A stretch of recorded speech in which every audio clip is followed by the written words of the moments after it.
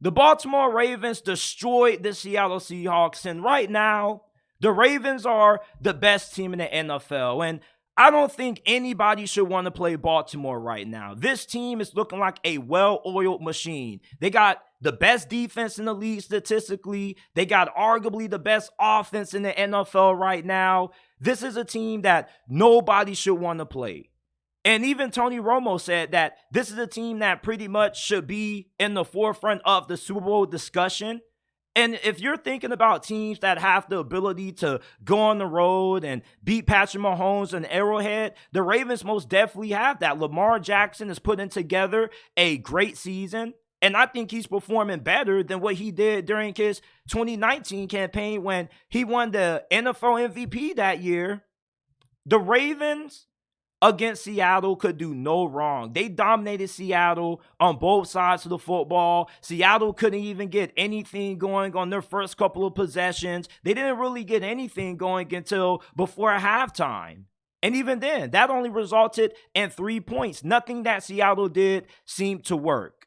Meanwhile, for Baltimore, they continue to show why they deserve to be viewed as the best team in the NFL right now. You see, people are probably going to say it's still the Chiefs or it's the Philadelphia Eagles, and that's understandable. But this team, not only are they talented, but they also have shown the ability to annihilate teams that we perceive to be amongst the best in the NFL. This is the second good quality football team that the Ravens have annihilated like this. They just destroyed the Detroit Lions in similar fashion a couple of weeks ago. Lamar Jackson, with Todd Monken at the helm at offensive coordinator, has helped elevate his game to a different level that we've never seen out of Lamar Jackson before. His passing has been criticized by a lot of haters out there, but there's no way you can watch Lamar Jackson play this year and not say that he hasn't looked like one of the best passers in the NFL this season. I mean, he's been effective in the quick, short, intermediate passing game. He's been accurate when it comes to making deep throws downfield. And not just that, but you couple that with his elite athleticism and how hard it is to stop this man when he decides to tuck and run. It truly makes Lamar Jackson a different animal, a different beast. And Mike McDonald is probably going to end up getting consideration to be a head coaching candidate by the time we reach the offseason. I think that John Harbaugh did a really good job at realizing when he needed to make changes, when the Ravens needed to pivot. The Ravens used to be a team that used to be all about physical play, running the football down your throat, playing the hard-nosed defense.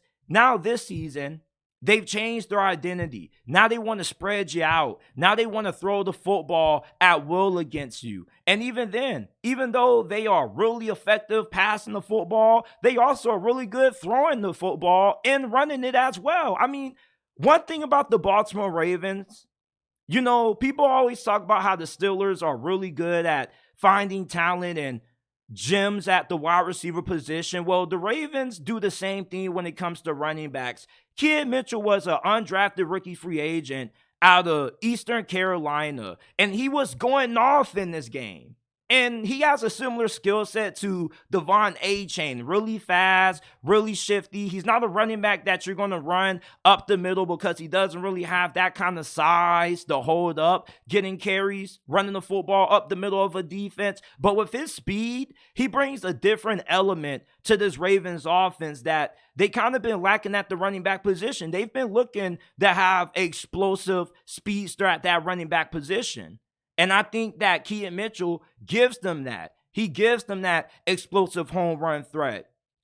And for Seattle, I think that you need to start thinking about making some changes at the quarterback position. Geno Smith, do you need to bench him?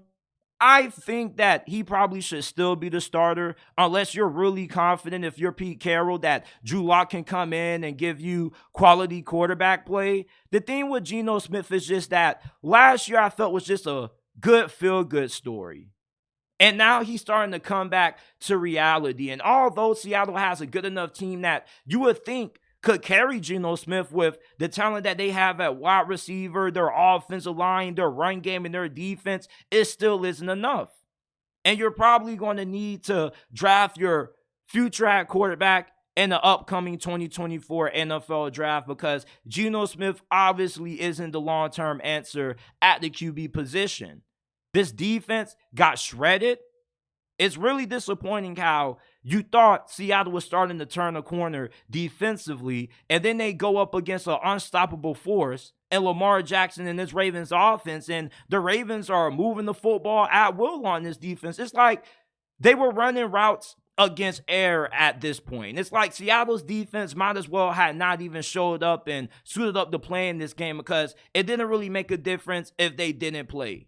That's how effective and how dominant the Ravens offense looked in this game. And we saw this same situation occur when they beat the crap out of the Detroit Lions at home. The Ravens just are a truly well-oiled football team. They don't really have any big weaknesses outside of how their secondary at times can be prone to giving up a couple of big plays downfield. Outside of that, this is the most complete team in the NFL. They don't turn the football over that much. They don't have a lot of costly penalties. They got a good offensive line. They got great receivers. You got great quarterback play that you're getting out of Lamar Jackson. Your defense is performing as good as any other defense in the NFL right now. In my opinion, I think that the Ravens are probably going to end up winning the AFC. And I had a homeboy that before the season even started, he put $1,000 on the Baltimore Ravens winning the Super Bowl.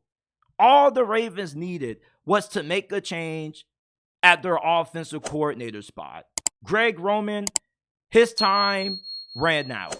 You know, the kind of style of offense he was running was too old school for the Ravens to be able to match up with some of the better defenses in the NFL. Now that you have a offensive play caller in Todd Monken that knows how to run a more modern offense, 3-4 wide receiver sets, and also being able to run 2 tight end sets as well and get those guys involved, it's just elevated this Ravens offense to a different level. And this is the best offense that the Ravens have ever had in their whole entire franchise history. When the Ravens went to the Super Bowl and they defeated the 49ers nearly a decade ago, their identity was based on running the football. We're going to utilize our tight ends. They never were really a team that was known for having superstars and big names at the wide receiver position. They had Anquan Bolden and Torrey Smith. You know, those guys were decent wide receivers, but they were nothing compared to having Rashad Bateman, Zay Flowers, Mark Andrews. There's just so many weapons that you have to worry about anytime you go up against this Ravens defense. And the only way that you can beat the Ravens is if they just end up having an off game. They're probably going to end up having the number 1 seed in the AFC. Kansas City, yeah, they keep finding out ways to eke out victories, but Kansas City just doesn't look as efficient as the Ravens have looked up to this point this season. And if the Ravens had a chance to play the Pittsburgh Steelers today, they probably would clobber Pittsburgh. Pittsburgh has a great defense, but they have a below average offense at best. The only reason Lamar and company lost that game was because the receivers let them down.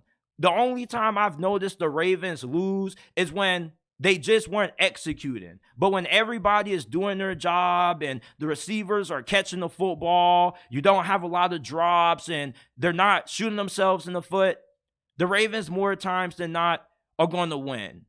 The Ravens, to me, are the clear favorites to win it all this season. And I've been telling people, even before the season started, that the Ravens were going to be in the Super Bowl conversation. There were people saying, oh, JT, you're overrating Baltimore. I was like, dude, Todd Monken is going to change a lot of things. This is the scariest team in the NFL right now.